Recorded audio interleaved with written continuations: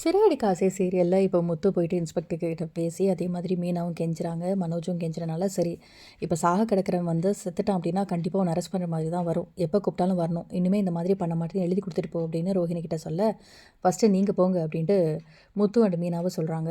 அதுலேயுமே மீனா ஃபஸ்ட்டு வெளியில் போயிடுறாங்க. கரெக்டாக அந்த டைமில் அருண் வராரு. வந்ததுக்கப்புறமா நடிக்கிறாரு. நான் கமிஷனர் கிட்ட பேசிட்டேன், உங்கள் புருஷனை சீக்கிரமாக கொண்டு வந்துடலாம் வெளியில் அப்படின்னு சொல்லி போய் சொல்கிறாரு.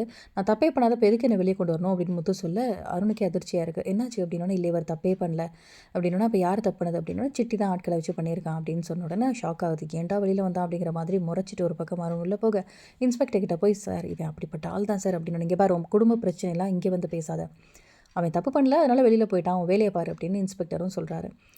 இப்போ என்ன நடக்குதுன்னா, ஒரு பக்கம் கிரிஷை காணோம். அது தொலைஞ்சா தொலையுதுன்னு விஜயா சொல்ல, போய் தேடுவேன் அப்படின்ட்டு ரவி அண்ட் அண்ணாமலை 2 பேரும் பைக்கில் போய் தேட, ஒரு சாமி கும்பிட்டுட்டு இருக்காரு கிரிஷ். ஸோ அந்த பையன் வந்து அழுதுட்டு இருக்கதை பார்த்துட்டு, ஏன்ப்பா அழுற அப்படின்னோடனே, இங்கே வந்து சாமி கும்பிட்டுட்டு நிற்கிற அப்படின்னோடனே, இந்த மாதிரி அம்மாவை கூட்டிகிட்டு போயிட்டாங்கல்ல போலீஸ். அம்மாவா அப்படின்னோடனே, இல்லை இல்லை ரோஹிணி ஆண்டியை கூட்டிகிட்டு போயிட்டாங்கல்ல, அதனால தான் ரொம்ப கஷ்டமாக இருந்துச்சு அப்படின்னா, பாவம் சின்ன பையன் மனசில் பாரு எவ்வளோ கஷ்டம், வீட்டுக்கு வந்தோன்னே குழம்பி போயிட்டான் புள்ள அப்படின்னோடனே கூட்டிகிட்டு போயிடுறாங்க வீட்டுக்கு. அதுக்கப்புறம் பிஸ்கட் சாப்பிட்றியாப்பா, தண்ணி சாப்பிட்றியாப்பா அப்படின்னு கிருஷ்ண வந்து சொல்ல, உடனே இந்த மாதிரி சீன்ஸ் எல்லாம் போயிட்டுருக்கு. இப்போ முத்து மீனாவும் வராங்க. வந்ததுக்கப்புறம் என்னப்பா ஆச்சு அப்படின்னா, ரோஹிணியை கொஞ்ச நேரத்தில் விட்டுறேன்னு சொல்லியிருக்காங்க அப்படின்னா, ரோஹிணி என்ட்ரி கொடுக்குறாங்க. அந்த டைமில் கிருஷ் ஓடி போய் அம்மா அப்படின்னு கட்டி பிடிச்சிட்டு, ஆண்டி அப்படின்னு சொல்லி டக்குன்னு மாற்றி சொன்னோன்னே அப்படியே குடும்பமே திரும்பி பார்க்குது கிருஷ். அட்லீஸ்ட் இதுலையாவது ரோஹிணி மாட்டிப்பாங்க அப்படின்னு நம்ம எல்லாரும் பார்த்தோம். பட் கண்டிப்பாக மாட்டிக்கல, மாட்டிக்கவும் மாட்டாங்க. ஏன்னா எப்படியோ ரோஹிணியை டேரக்டர் காப்பாற்றி விட்டுட்டே இருக்காரு அப்படின்னு தான் சொல்லணும். ஸோ அடுத்ததாக வந்து திட்டுறாங்க பயங்கரமாக நம்ம விஜயா. சும்மா சொல்லவே வேணாம்.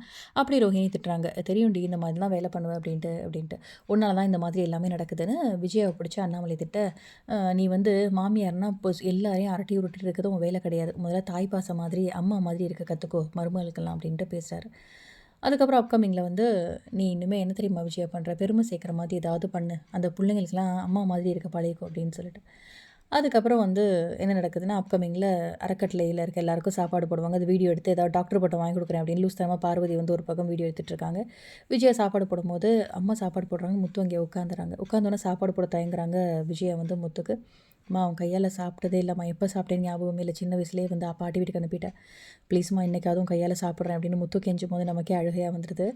ஏன்னா வந்து ரொம்ப சென்டிமெண்ட்டாக இருக்குது அந்த ஒரு சீன். ஸோ முத்துக்கு வந்து சாப்பாடு போடுறாங்க விஜயா. அதுக்கப்புறம் முத்துக்கு வந்து டக்குன்னு புரையிற மாதிரி இருக்குது. டக்குன்னு தலையை தடவுறதுக்கு கை தூக்குறாங்க. முத்து வந்து பார்க்குறாரு. எப்படியோ இதுக்கப்புறமாவது முத்துக்கிட்ட ரொம்ப பாசம் காமிச்சா விஜயா ரொம்பவே நல்லாயிருக்கும் அப்படின்னு தான் நான் நினைக்கிறேன்.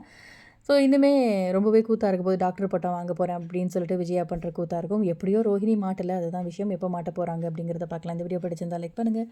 அண்ட் இந்த மாதிரி அப்டேட்க்கு நம்ம சேனலை சப்ஸ்கிரைப் பண்ணுங்கள்.